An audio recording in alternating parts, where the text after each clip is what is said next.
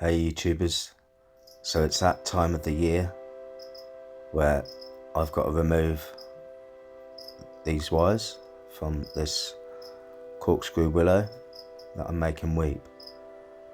Now they don't have to stay on long. The date is May something or other.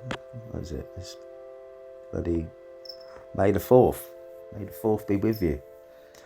And I've taken some wires off already, and as you just saw, that it's already cutting in to the bark, so we don't want that. We don't want that. And as you can see, I've got a hell of a lot of wires that need removing. And now the tree is in leaf, removing the wires is not as easy as it is when there aren't any leaves on. But we will see how we get on. But they've definitely got to come off today. It is Sunday, so I've got time. It's going to take me a few hours to get all these off. Not sure how many, but a few. Now, I put these wires on last year. December? Might have been December. Yeah, I swear it was last year. And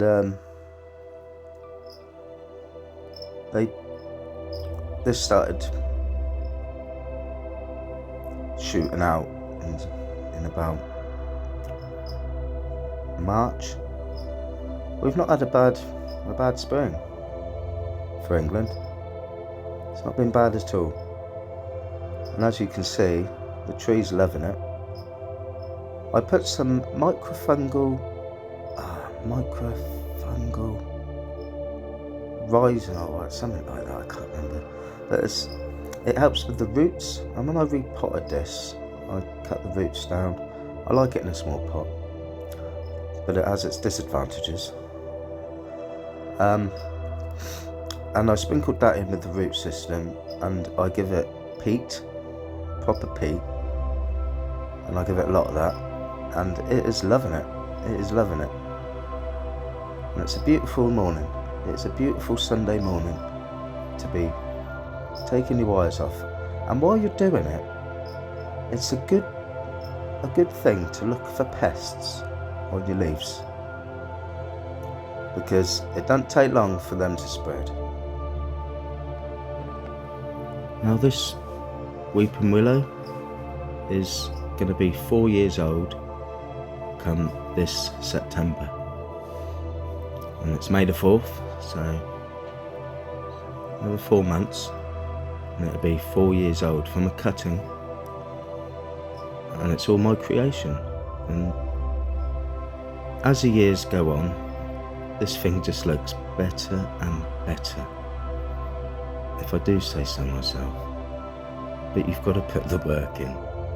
You've got to put the work in. Now, I don't have many bonsai trees, and that's for the reason that the ones I do have, I can spend a lot more time on each one and hopefully make them award-winning one day, instead of having 20, 30, I don't even know how many I've got, I might have 20, instead of having loads and loads where you just can't keep up. And if you want a weeping willow, which I really do want a weeping willow, then you're going to have to sacrifice on other trees, because this tree is going to take up all your time.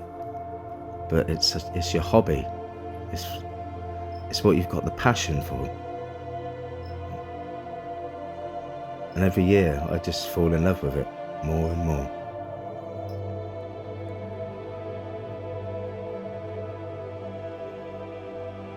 Now, as for the wire that I use an aluminium wire with a copper finish. Now, because I think the copper finish with this reddish bark on this weeping willow, it just blends in a lot better than, say, if you were using a black wire, for instance. And that's my reasoning for using the copper finish. But that also has its disadvantages when wiring a weeping willow, because as I'm doing now, I'm removing all the wires. But if you forget or don't see one branch with the wire on and forget it, then that's just gonna be like a ligature around your neck, and it's just gonna bite right in and kill the branch eventually, if not straight away after, with infection going into that branch.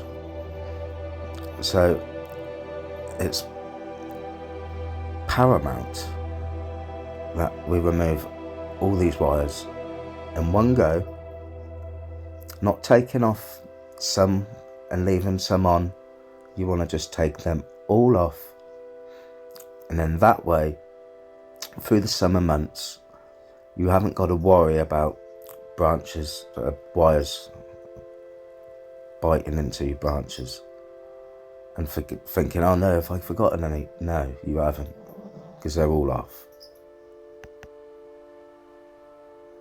Now, as for feed for this specimen, I'm feeding it a Bonsai Feed.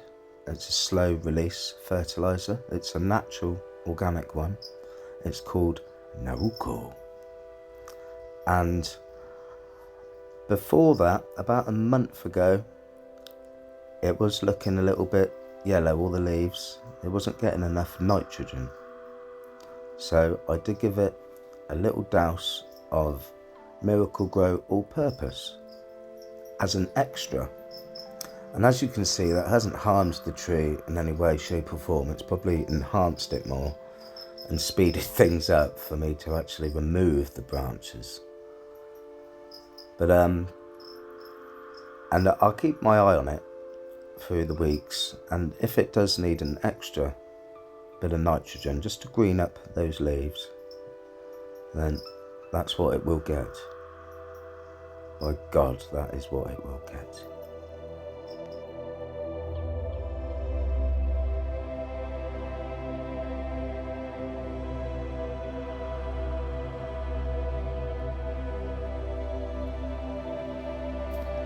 Now, as I've been removing these wires, I'm pretty happy with what's going on.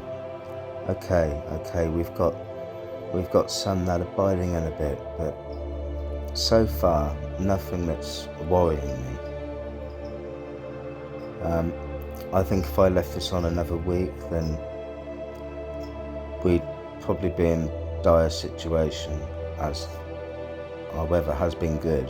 And see, I'm happy with that. It's not bitten so much that it could cause infection, so it's all looking good.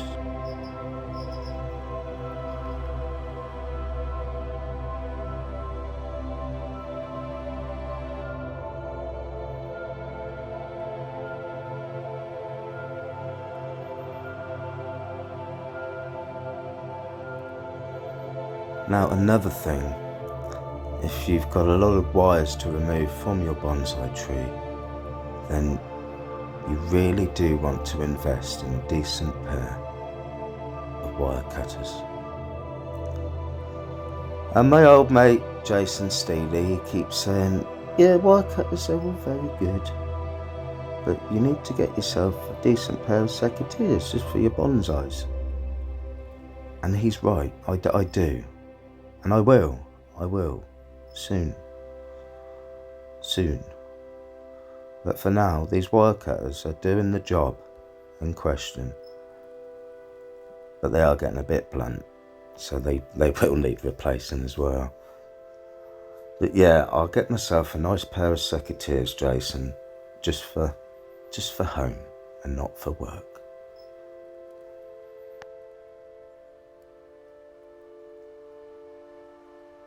So as you can see with this branch, it's got rather a lot of different wires going in different directions, all different sizes and all different torques of branch structural engineering.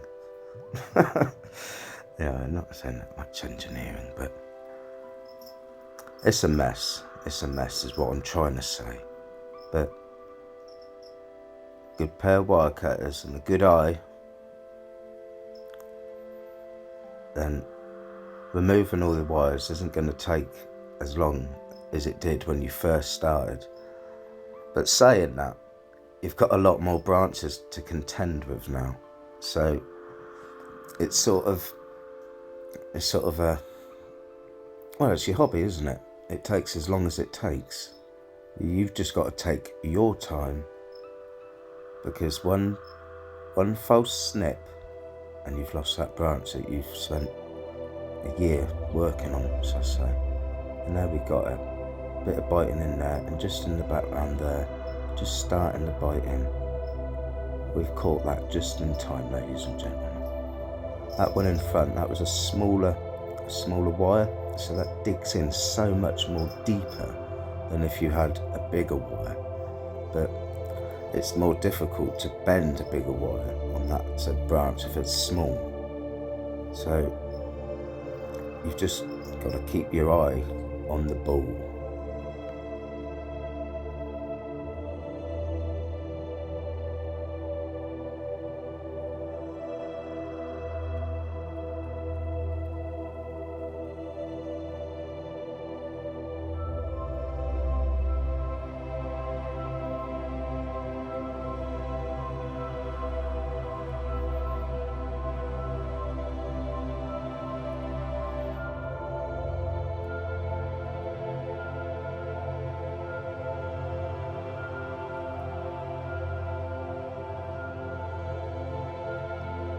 I'm the same with this branch. I feel this might have suffered a little bit of biting in, as it's a new branch that I've been training for my top of this tree.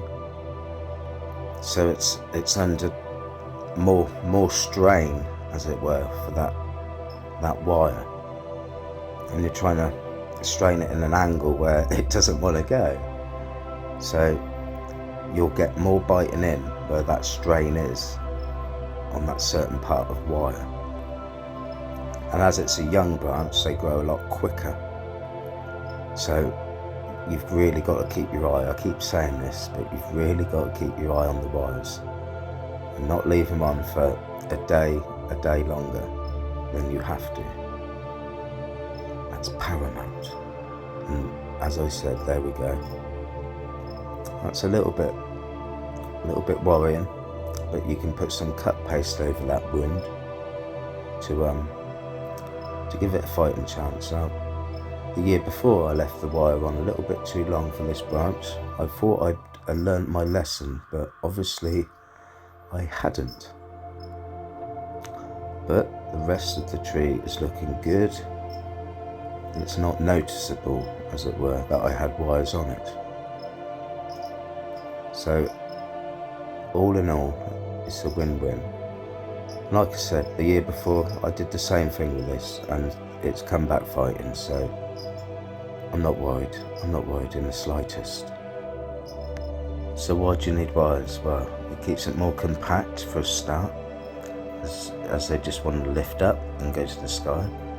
But for next year, you can sort of get an idea of what it's all going to be like. So you'd have like bits like that, all bunched up like that. That wants to come out, but that needs to go down.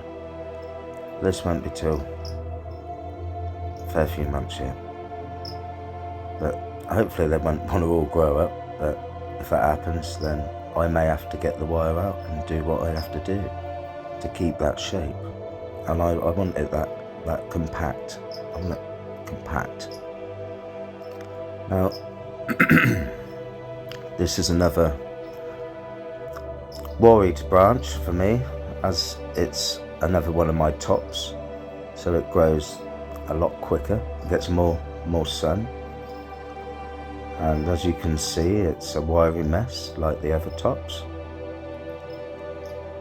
but we are getting there. But my wire snips are not as sharp as they used to be, so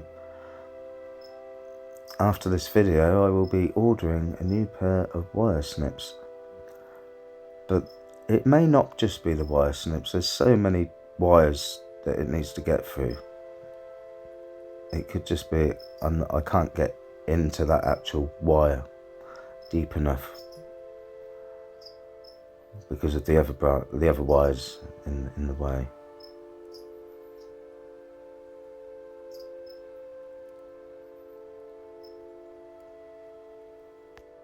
Now I'm going away for a few days at the end of May, and I am so worried that this tree will die because it's in such a small pot.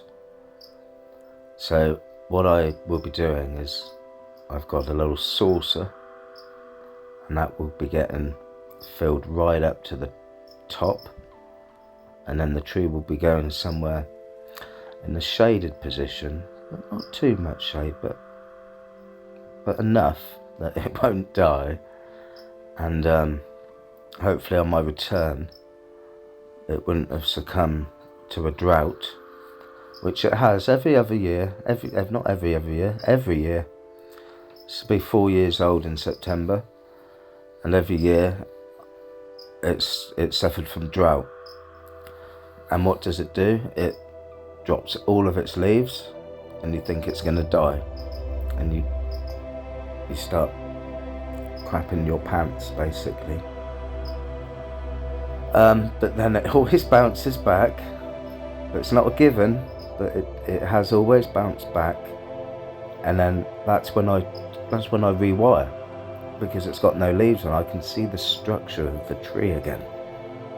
And then, so in a way, I've sort of liked that it's suffered from drought and given me a blank canvas to work with again. But it's not good for the tree. It stresses the tree out, and that's probably why I lose branches come the winter.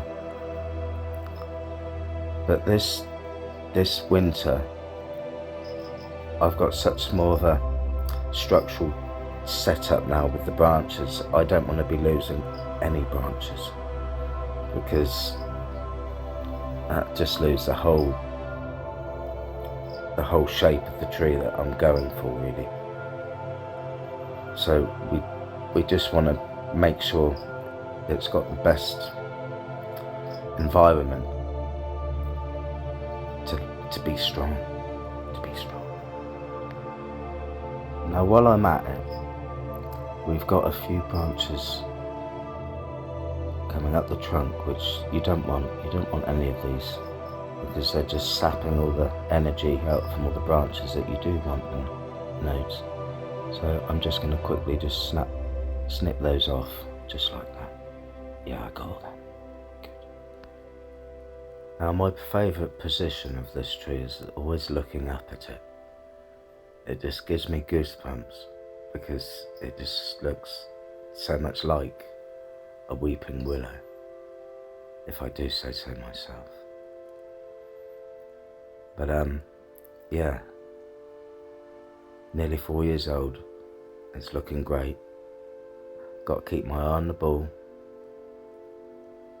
I hope you've enjoyed watching this. I hope you like my vision, and I do hope you'll come back again to see more of this tree, or some of my other works. But I'm going to say ta-da for now, and I'll see you next time. Gizzy green fingers.